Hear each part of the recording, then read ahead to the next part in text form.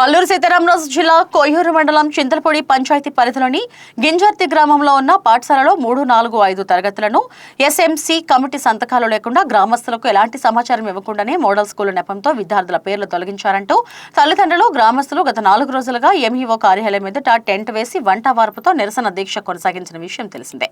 పాఠశాల తరగతుల మార్పు వంటి నిర్ణయాల్లో తమను సంప్రదించకుండా ఏకపక్షంగా వ్యవహరించడం అన్యాయమని 1 నుంచి 5వ తరగతులను అదే పాఠశాలలో కొనసాగించాలని వారు ఆందోళన చేపట్టారు. ఈ నేపథ్యంలో స్పందించిన కొయ్యూరు ఎంఈఓ సింహాచలం ఈ రోజు మీడియా సమక్షంలో మాట్లాడుతూ గింజర్తి గ్రామంలోని పాఠశాలలో 1 నుండి 5వ తరగతి వరకు యథావిధిగా కొనసాగించేందుకు జిల్లా కలెక్టర్ తదితర ఉన్నతాధికారులు సానుకూలంగా స్పందించినట్లు తెలిపారు. అధికారుల సానుకూల నిర్ణయం పట్ల విద్యార్థుల తల్లిదండ్రులు హర్షం వ్యక్తం చేశారు. 6వ తారీఖు ఆగస్టు నెల 2026వ తేదీన రాత్రి 10:30 గంటలకు గౌరవ ఏఎస్ఆర్ జిల్లా కలెక్టర్ గారు అలాగే గౌరవ జిల్లా విద్యాశాఖ అధికారి వారు రాత్రి కొయ్యూరు మండల విద్యాశాఖ అధికారి వారితో కాన్ఫరెన్స్లో కాల్లో మాట్లాడటమైంది. గింజర్తి పాఠశాల 1 నుండి 5 తరగతులు కొనసాగించాలని, గింజర్తి ఎస్ఎంసీ సభ్యులు అలాగే ఆ గ్రామ పెద్దలు అలాగే విద్యార్థులు 4 రోజులు సుదీర్ఘంగా మండల విద్యాశాఖ కార్యాలయంలో ధర్నా, శాంతియుత పోరాటం చేస్తున్నందున వారి యొక్క ఆందోళనను, వారి యొక్క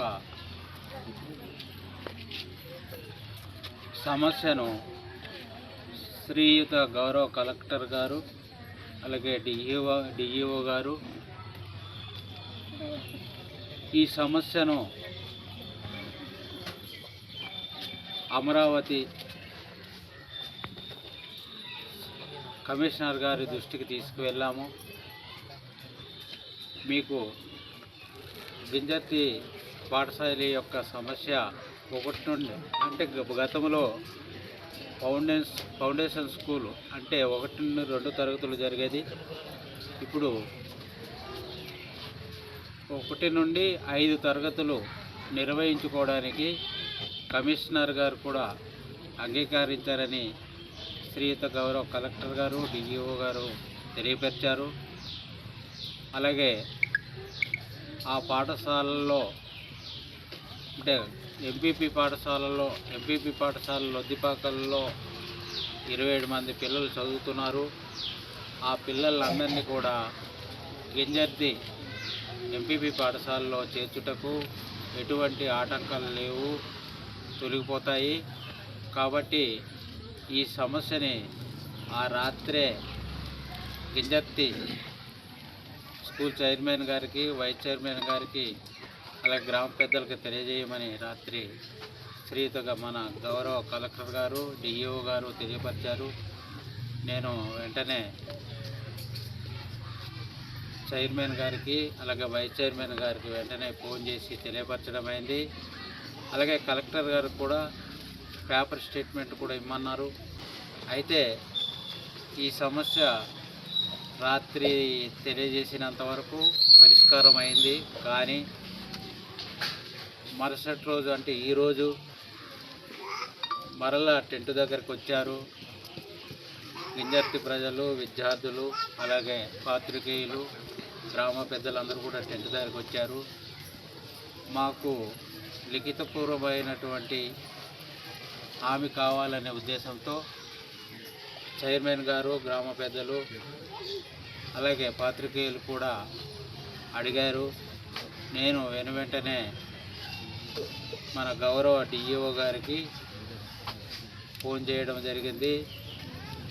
ఫోన్ చేయగా వెంటనే చైర్మన్ గారికి ఇవ్వమన్నారు. చైర్మన్ గారితోనూ వైస్ చైర్మన్ గారితోనూ అలాగే పక్కన ఉన్న విలేకరులతో ఆయన మాట్లాడారు.